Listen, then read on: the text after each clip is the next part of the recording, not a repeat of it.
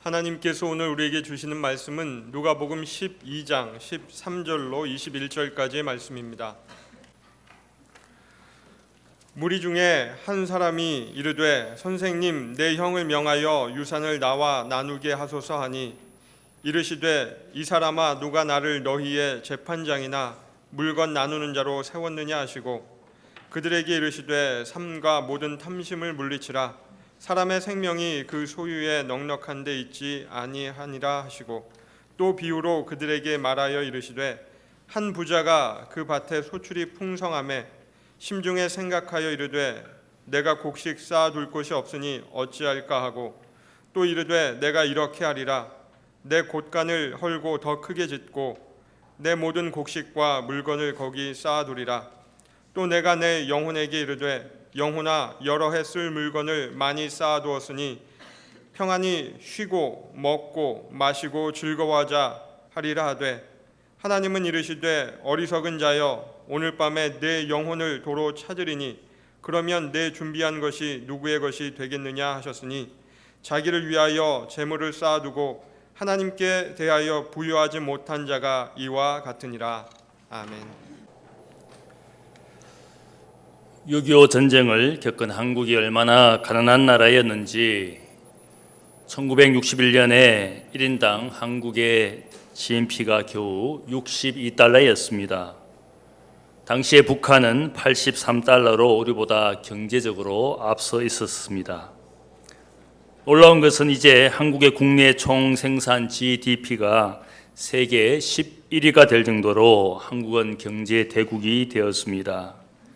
2015년 1인당 GDP가 2만 7천 불을 넘어서서 분명한 것은 개인의 경제생활이 과거보다 분명히 수십 배 이상 향상된 것이 사실입니다.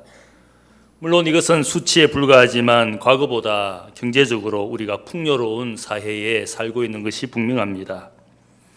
이러한 풍요의 시대에 살고 있는 다수들이 어쩌면 행복하게 생각해야 되는데 오히려 우리 중에 많은 분들은 오히려 과거보다 지금이 더 불행하다, 또 가난하다라고 심지어 생각하는 분들도 있는 것을 보게 됩니다.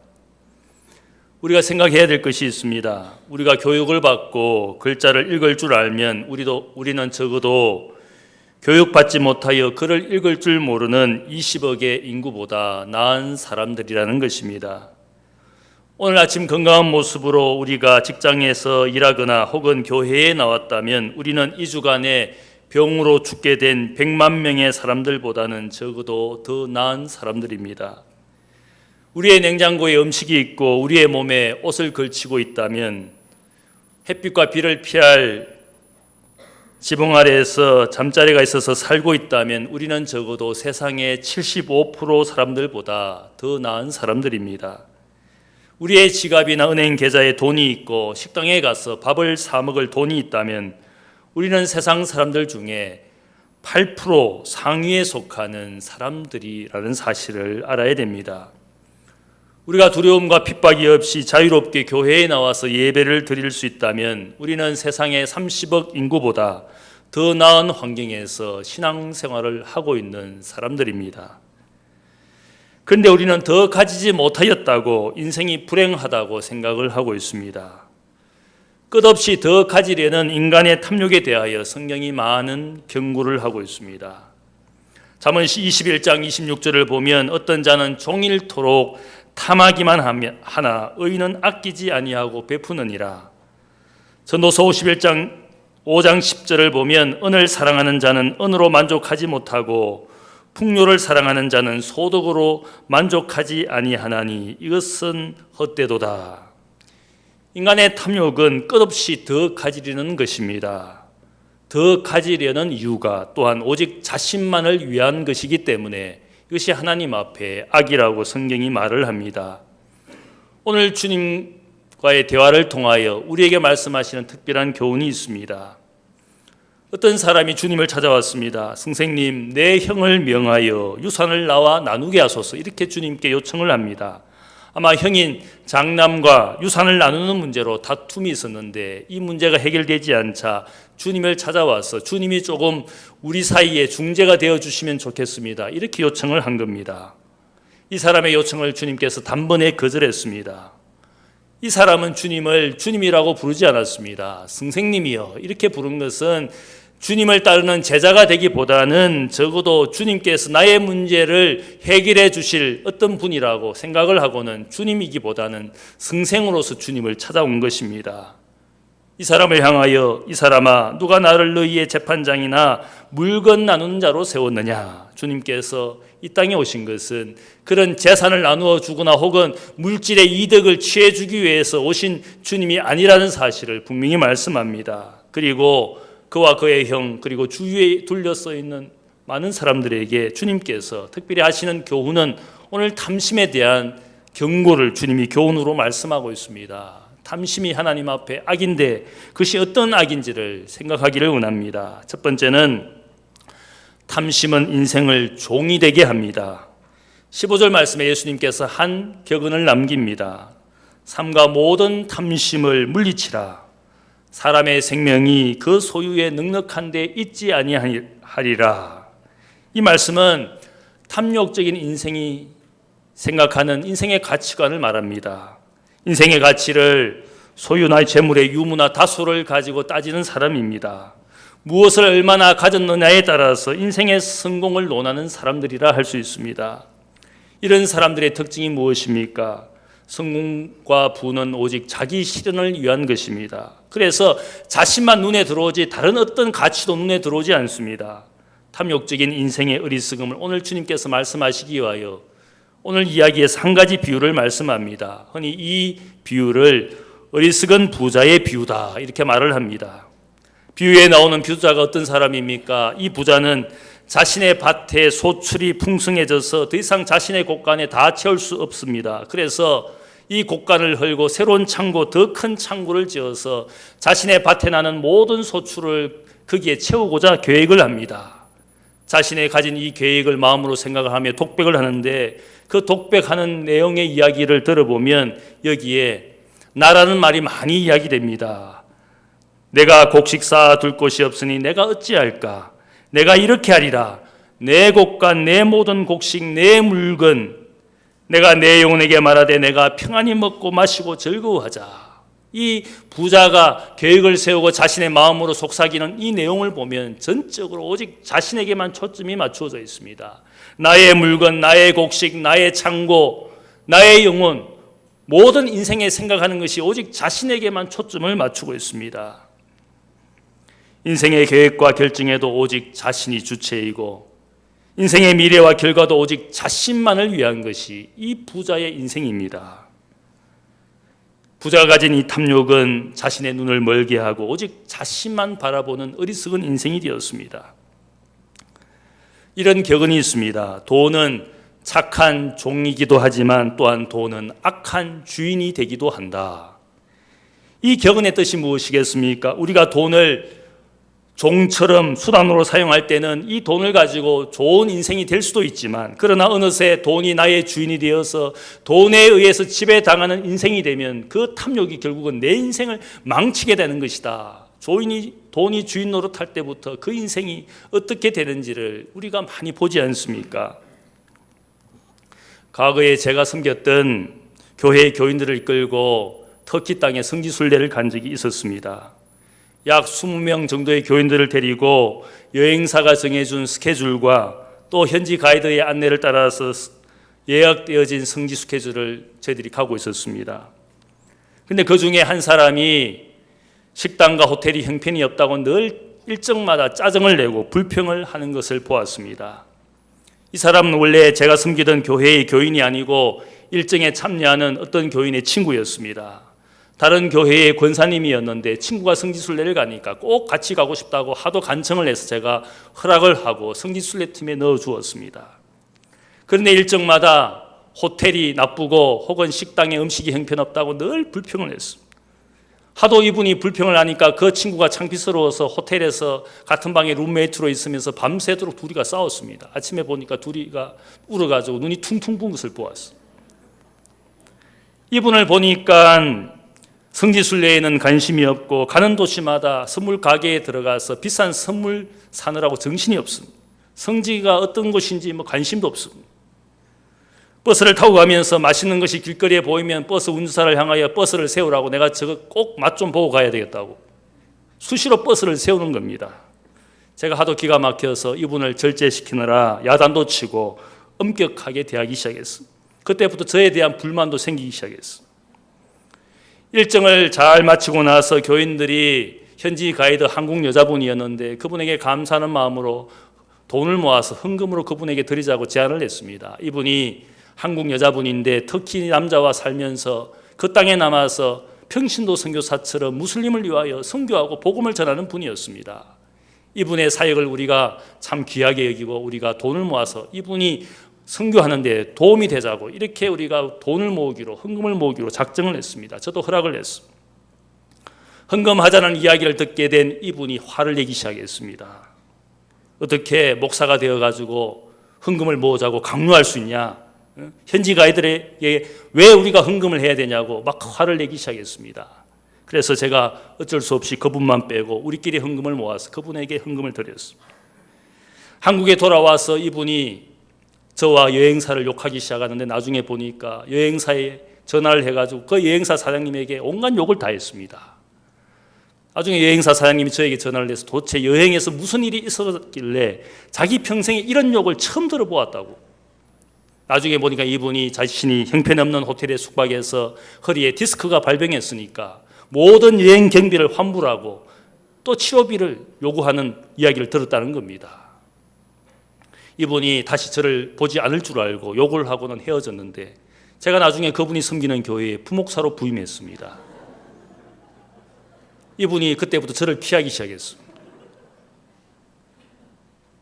그런데 얼마 뒤에 이분이 장관 부인으로서 옷 로비 사건의 주인공으로서 온 신문과 방송에 이분에 대해서 떠들기 시작했습니다. 이분을 보면서 재물에 대한 탐욕이 어떤 인생을 만드는지를 보게 되었습니다. 지금도 유산 때문에 수많은 재벌가 사람들이 법정 소송을 벌이고 있는 모습을 우리가 보지 않습니까? 사회 사람들의 마음속에는 저렇게 돈이 많은 사람들이 더 많은 유산을 가지고 서로 나누기 위해서 저렇게 법정 소송을 벌이면서 서로 원수가 되는가? 한 부모 밑에서 자라난 형제와 자매가 어떻게 돈이 많은 저 사람들이 돈을 위해서 또 저렇게 싸울 수 있는가? 우리가 이해되지 않는 모습을 보지 않습니까? 재물에 대한 탐욕은 결국 인생을 종이 되게 하고 노예가 되게 하는 것입니다. 예수님은 그래서 말씀하시기를 하나님과 재물을 겸하여 섬길 수 없다. 그리고 사도 바울은 말하기를 탐심은 곧 우상 숭배니라. 이 말씀의 의미가 무엇이겠습니까? 재물이 결국 인생의 주인 노릇을 하며 하나님 아닌 물질의 인생이 종이 되게 하는 그런 죄를 인생이 결국 범하기 때문에 탐심은 우상 숭배고 탐심은 하나님 앞에 악이라고 말을 하고 있습니다. 두 번째로 탐심은 인생을 바보되게 하는 것입니다. 20절 말씀에서 이 부자를 향하여 하나님이 그의 영혼에 말씀합니다. 어리석은 자여. 어리석은 자, 이 헬라어 아프론이라는 뜻은 지각을 사용하지 않는 바보라는 뜻입니다. 분별력이 없고 이성적인 사고로 생각하지 않는 부자의 모습을 하나님이 그에게 말씀하시기를 바보다, 어리석은 자다 이렇게 말씀하셨습니다. 비유에 나오는 이 부자는 땅이 한없이 많고 그 땅에서 나오는 소출도 자신의 창고에 다 저장할 수 없는 엄청난 부자인데 오늘날로 따지면 성공한 사람이지 않겠습니까? 그런데 이 성공한 인생을 향하여 하나님께서 말씀하시기를 어리석은 바보다 이렇게 말씀하시는 이유가 있습니다. 왜 바보이겠습니까? 그가 뛰어난 사업 능력을 가지고 열심히 일하여 부자가 된 이 사람을 향하여 왜 하나님께서 바보라고 말하겠습니까? 여러분들이 사업에 성공하신 분들을 보면 그분들이 얼마나 능력이 많은 분들입니까? 사업에 수완이 좋은 분들입니다. 누구보다 열심히 일하여서 오늘날 그 성공과 부를 이룬 특별한 분들이라 할 수 있습니다. 그러나 하나님이 그 인생을 향하여 똑똑하지 못한 바보라고 말씀하시는 이유가 있습니다. 왜 그렇습니까? 그가 가지게 된 세상의 물질이 결코 영원한 것이 아닌데 요한일서 말씀에도 안목의 정욕과 육신의 자랑과 이생의 자랑하는 모든 것들은 세상과 함께 다 없어지는 것이다. 그것이 영원한 것이 될 수 없기 때문에 그것을 마치 영원히 가질 수 있는 것처럼 생각하고 사는 것이 바보라는 겁니다. 혹 그것이 내가 오래 간직할 수 있을지는 모르지만 나의 건강과 생명이 내 마음대로 되지 않는 것이지 않겠습니까? 인간이 약한 인생인데 어느 순간 내 생명과 내 건강이 끝날 때가 있는데 아무리 오래 가지고 있기를 원하지만 그렇게 되지 않는 것이 우리의 미약한 육체이지 않습니까? 그래서 바보라는 겁니다. 영원히 가질 수도 없고 오래 가질 수도 없는 것인데 그것을 오래 가질 수 있는 것처럼 자기의 인생의 많은 시간을 거기에 투자하고 있으니까 어리석은 인생이라는 겁니다. 능력이 있고 수완이 좋은 사업가는 사업을 할 때 어떻게 합니까? 사업하게 될 모든 환경, 거기에 변수와 가능성을 생각합니다. 가망성이 없으면 투자하지 않습니다. 어떤 변수가 일어날 것을 생각을 하게 되면 결코 사업을 하지 않습니다. 변수와 가능성을 늘 생각하고 사업을 하시는 분들이지 않습니까? 그런데 똑똑한 사람이라면 한 가지 가능성도 생각해야 됩니다. 그것이 무엇입니까? 우리에게 한 가지 분명한 가능성이 있습니다. 여러분 모두가 죽게 된다는 가능성입니다. 이 가능성은 그냥 몇십 프로로 끝나는 것이 아니라 우리 모두가 죽게 될 가능성은 100%입니다. 이것은 변수가 아니라 상수로 할 수 있습니다. 어쩔 수 없는 사실이지 않습니까? 그러나 많은 사람들은 어리석은 것은 내가 영원히 살 것처럼 인생을 살아갑니다. 설마 내가 죽을까?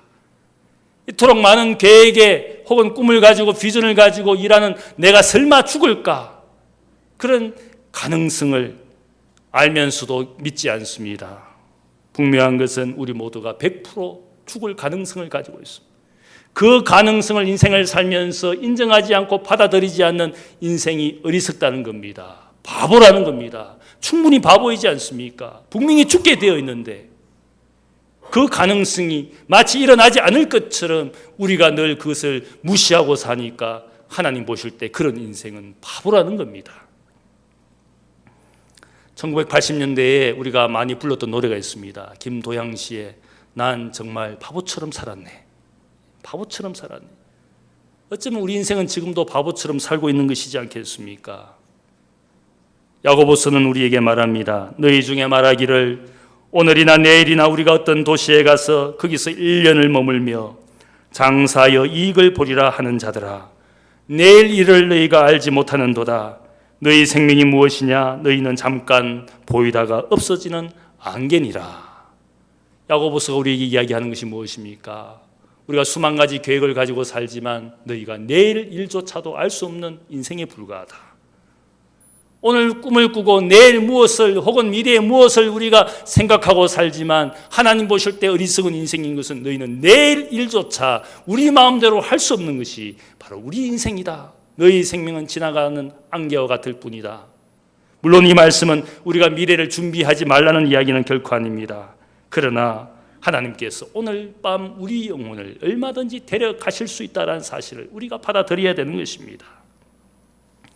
이 부자가 바보인 이유가 또 있습니다. 그가 여러 해 쓸 재물을 많이 모아두면 그의 영혼이 평안히 쉬고 먹고 마시고 즐거워하게 될 것이다. 그렇게 생각했습니다. 자신의 재물이 많으면 자신의 영혼에 행복이 있고 쉼이 있을 것이라고 생각을 했습니다. 그러나 자신의 재물로 자신의 돈으로 결코 영혼의 행복도 쉼도 살 수가 없습니다. 돈이 많은 부자가 진짜 행복합니까? 돈이 많은 것만큼 행복 지수도 비례해야 되는데 그렇지 않은 것을 보지 않습니까? 결코 돈으로 재물로 영혼의 행복도 쉼도 우리가 살 수 없는 것인데 어리석은 인생들은 늘 그렇게 생각을 하고 있는 것입니다. 부자는 자신을 부를 때 여기에 말씀을 보면 내 영혼아, 내 영혼아 이렇게 불렀어. 아마 부자는 자신의 영혼의 존재에 대해서 인정을 했습니다. 그런데 영혼의 행복과 쉼을 위해서 이 물질로 살 수 있는 것이라고 착각을 하는 바보였어. 영혼의 행복과 쉼은 결코 우리의 보이는 물질로 살 수 있는 것이 아닙니다. 성경에 보면 이 누가복음에 보면 몇 사람 부자의 이야기가 나옵니다. 부자의 둘째 아들이 아버지의 재산을 받아서 타국에 가서 허랑방탕하게 사용하지 않습니까? 이 아들이 돌아오기를 이 부자 아버지가 기다립니다. 이 부자 아버지에게 얼마나 많은 재산이 있었겠습니까? 그러나 그의 재산이 그의 영혼에 기쁨을 주지 못했습니다. 그의 아들이 저 타국에 가서 어떤 삶을 살지 늘 걱정하면서 결국은 아들이 빈털터리가 되어서 돌아왔을 때 이 부자 아버지가 얼마나 기뻐합니까? 자신의 재산, 재물을 가지고 잔치를 열고 이웃 사람들을 초청합니다. 재물을 아까워하지 않았습니다. 왜냐하면 그의 인생의 기쁨은 재산이 아니라 자신의 아들을 다시 찾게 된 그것이 그의 인생의 기쁨이었습니다. 그것이 진정한 기쁨이었습니다. 누가복음 16장에 보면 다른 부자가 나옵니다. 자기의 재물을 가지고 날마다 잔치를 합니다. 먹고 마시고 즐거워했습니다. 그러나 그 기쁨은 잠시였습니다. 결국 죽어서 영원한 지옥에 떨어지지 않습니까? 그의 재물로 그의 기쁨을 영원히 살 수가 없습니다. 탐심은 우리를 바보 되게 하는 겁니다. 늘 착각 속에 살게 합니다. 그것이 탐심이라는 죄의 무서운 점입니다.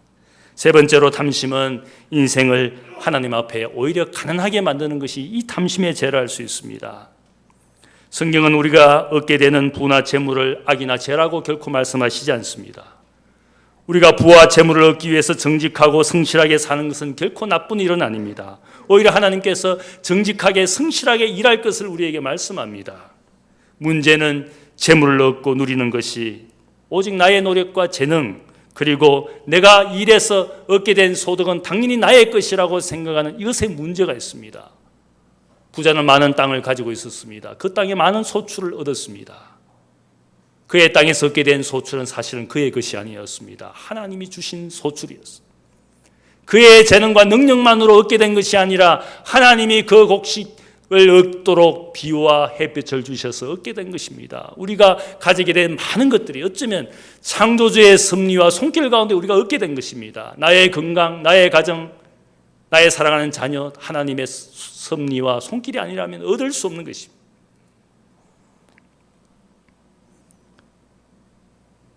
내가 받은 모든 것들은 어쩌면 하나님께서 내게 잠시 맡긴 것이라 할 수 있습니다.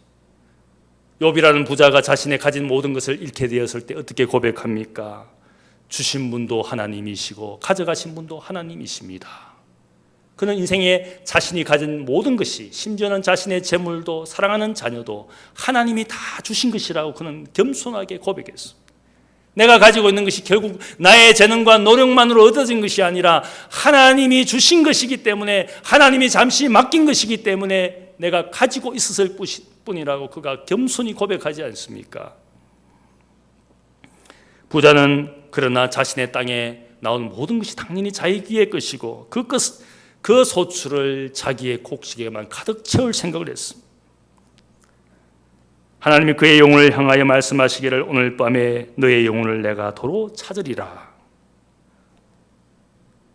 그래서 그의 영혼이 결국 하나님 앞에 갔을 때 그가 얼마나 억울하고 원통했겠습니까? 자신이 그토록 수고해서 모은 재산, 재물 한번 써보지도 못하고 다 남기고 가게 되었을 때 어쩌면 그의 인생이 얼마나 분노했겠습니까? 원통했겠습니까? 원통하고 분한 사람은 어떻게 됩니까? 죽어서도 귀신 되지 않습니까? 아마 이 사람 죽어서 귀신 돼가지고 자신이 써보지 못한 재물 곁에서 빙빙 돌면서 돌려도 아마 그런 인생 많지 않겠습니까? 얼마나 억울하고 원통하겠습니까? 그토록 땀 흘려서 일해서 일생을 바쳐서 그 재물을 모았는데 한번 써보지도 못하고 내 것이 되지도 못하고 자손의 것이 되든지 남의 것이 되었을 때 얼마나 원통했겠습니까? 제가 보니까 여기 귀신 될 사람 많습니다. 억울하고 원통해서. 하나님께서 너의 영혼을 도로 찾는다는 그 말씀은 무엇입니까? 너의 영혼마저도 나의 것이란 뜻입니다. 너의 존재 전체가 나의 것이란 뜻입니다. 너가 가진 것도 나의 것이고 너의 존재, 너의 영혼도 나의 것이고 내가 도로 찾을 것이다. 그렇게 말씀하고 있습니다. 이 말씀은 너의 모든 것이 나의 것이라는 말씀으로 오늘 이 말씀을 우리가 받아들일 수가 있습니다. 영혼의 행복과 안녕을 생각하며 그는 재물을 모았지만 진작 그의 재물은 그 영혼의 미래와는 전혀 상관이 없었습니다. 어떤 부자 주인이 죽었을 때에 한 종이 다른 종에게 말했습니다. 우리 주인은 크리스찬이었으니까 분명히 100% 천국 갔을 거야. 이 이야기를 들은 다른 종이 그렇지 않아. 우리 주인은 결코 천국에 갈 수가 없어. 천국에 가지 않았을 것이야. 너무나 확신 있게 말을 했습니다. 그가 확신 있게 말을 하는 것을 듣고 너는 왜 그렇게 생각하느냐고 물었을 때 그가 말합니다.